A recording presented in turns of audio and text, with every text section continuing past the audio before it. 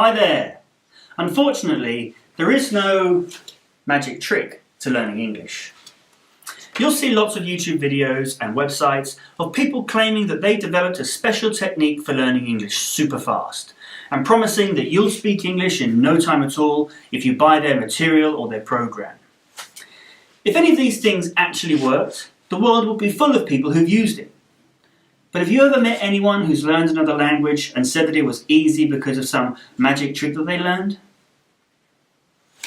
Learning English is like watering a tree.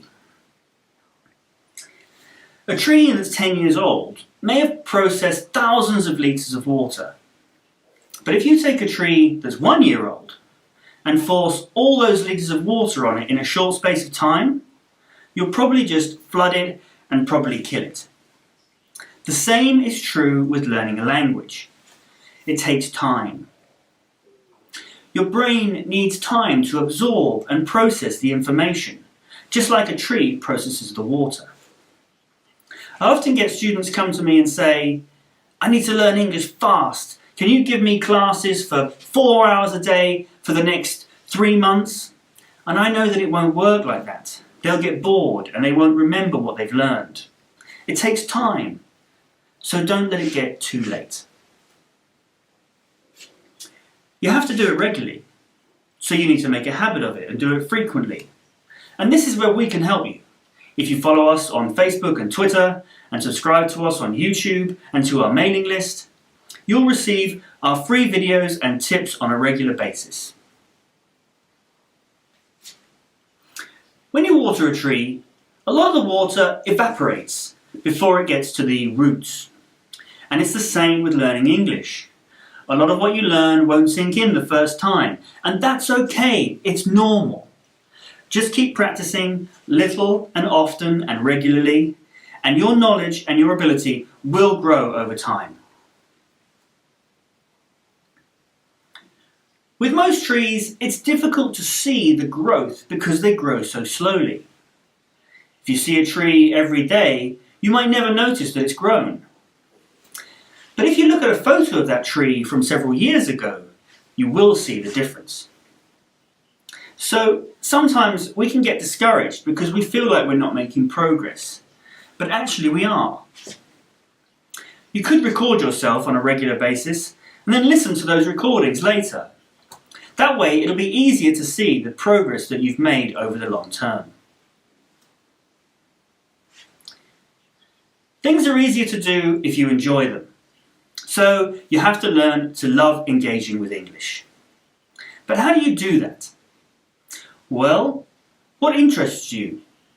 Maybe you like computer games, maybe you like cooking or gardening or sports. Look for information about those things in English.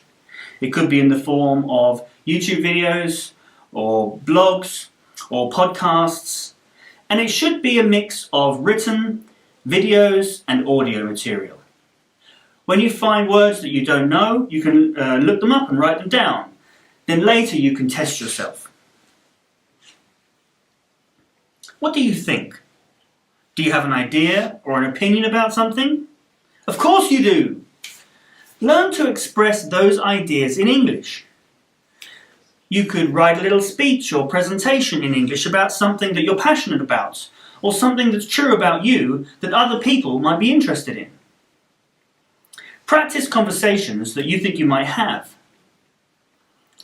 Not only will you find that you use those little speeches and conversations again and again in the real world, but you'll also be able to use the new words and expressions in other contexts because they'll stick with you, so you'll quickly use them in other contexts. Acquiring a new language is a mix of learning, observing, and practicing. It's like a 3-step process. In my own language learning experience, I've seen that I would often learn something in a class, then later I would start to hear it all over the place. It's not that people weren't saying it before, but I had to learn it in order to recognize it. Then I can start to observe the different contexts in which people are using those words and expressions, and that will give me the confidence to start using it myself. Then, piece by piece, I'll understand more and more of what I hear.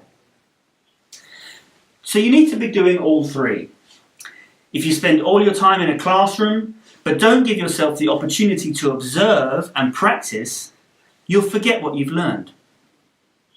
Even if you watch lots of movies and understand most of what you hear, if you don't get into the habit of practicing it, then you won't be able to express yourself freely when you need to.